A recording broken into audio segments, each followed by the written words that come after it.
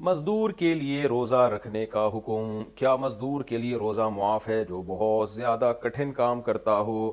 اگر ان کو روزہ رکھنا ضروری ہے تو رمضان میں پیسوں کا کہاں سے انتظام ہوگا؟ محمد تسلیم اختر انڈیا سے۔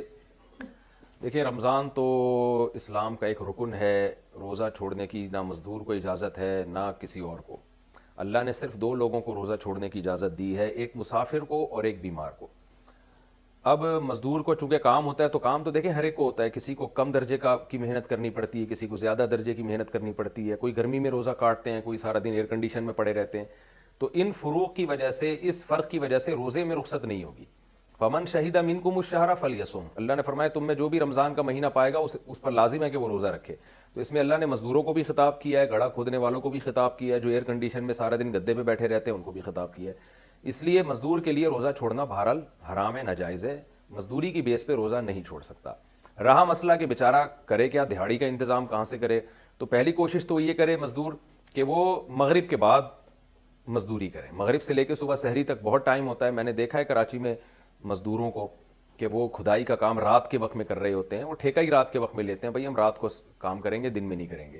تو یہ طریقہ ہے۔ اس پر اگر کوئی راضی نہ ہو تو پھر دن میں تھوڑی دیر کریں، اور حدیث میں بھی آتا ہے کہ رمضان میں مزدور کو، کام کرنے والے کو راحت دینی چاہیے۔ جو بھی ٹھیکیدار ہے اس پر بھی یہ لازم ہے کہ مزدوروں کا خیال کرے۔ رمضان ہے، مسلمانوں کے روزے ہوتے ہیں، اس سے اتنا کام نہ لیا جائے کہ اس کی حالت غیر ہو جائے، تو بلکہ اس میں زکوٰۃ دی جائے، اس کو یعنی مزدوری سے ہٹ کے اس کے ساتھ تعاون کیا جائے تاکہ مزدور پہ جو ہے وہ بوجھ نہ ہو۔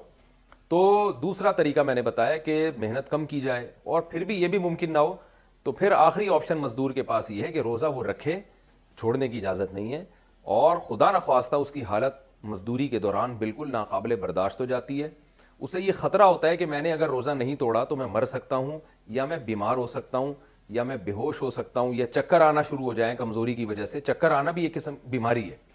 روزے میں اگر صرف کمزوری محسوس ہو رہی ہے تو اس بیس پہ روزہ نہیں توڑ سکتے، کیونکہ ویکنس تو روزے کا حصہ ہے، یعنی وہ تو ہر آدمی کو، کسی کو زیادہ کسی کو کم۔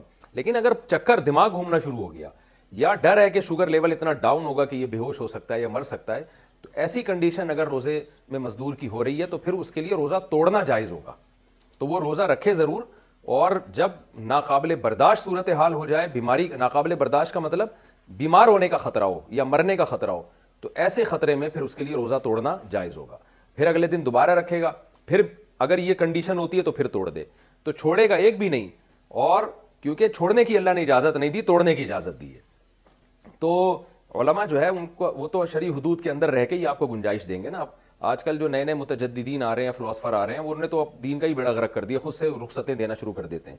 تو اس لیے فقہاء نے اس مسئلے کو بیان کیا ہے کہ ایسا مزدور روزانہ روزہ رکھے گا، اور اگر حالت غیر ہو جاتی ہے، بیماری کا خطرہ ہے، تو روز توڑے گا اس کو، پھر بعد میں قضا کرے گا۔ تو رکھنا ضرور ہے، اور جب خدا نخواستہ ایسی کنڈیشن ہو جائے کہ بیمار ہونے کا یا مرنے کا خطرہ ہو تو پھر مزدور کے لیے روزہ توڑنے کی اجازت ہے۔ اس میں، اس صورت میں گناہ بھی نہیں ملے گا، کفارہ بھی نہیں ہوگا، بلکہ یہ ہر آدمی جو بھی روزہ رکھتا ہے، روزہ رکھنے کے بعد اس کی حالت اتنی غیر ہو جاتی ہے کہ اس کو یہ ڈر ہے کہ میں نے روزہ نہیں توڑا تو میں بیمار ہو جاؤں گا یا مر جاؤں گا، تو ایسی صورت میں ہر شخص کو، مرد ہو یا عورت ہو، روزہ توڑنے کی اجازت ہے، تو مزدور کو بھی اجازت ہے۔ تو رکھنا ڈیلی پڑے گا، پھر اس کے بعد توڑ دے، اور پھر سردیوں میں جب دن چھوٹے ہوتے ہیں یا آسان ہو جاتا ہے روزہ، اس وقت اس کی قضا کر لے وہ۔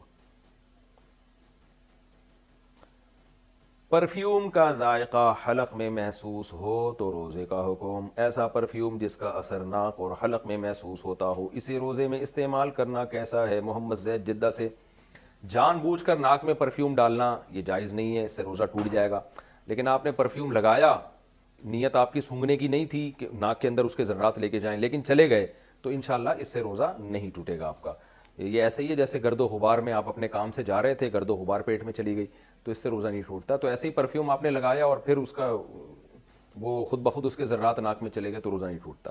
لیکن آپ باقاعدہ نیت کر کے پرفیوم کا اسپرے کریں گے اور اس کو سونگھ کے ناک میں لے کے جائیں گے تو پھر روزہ ٹوٹ جائے گا۔ بہتر یہی ہے کہ ایسا، ویسے بھی الکوہلک پرفیوم جو ہے نا، یہ ان کی خوشبو سے انسان کو سکون نہیں ملتا، یہ خوب سمجھ لیں۔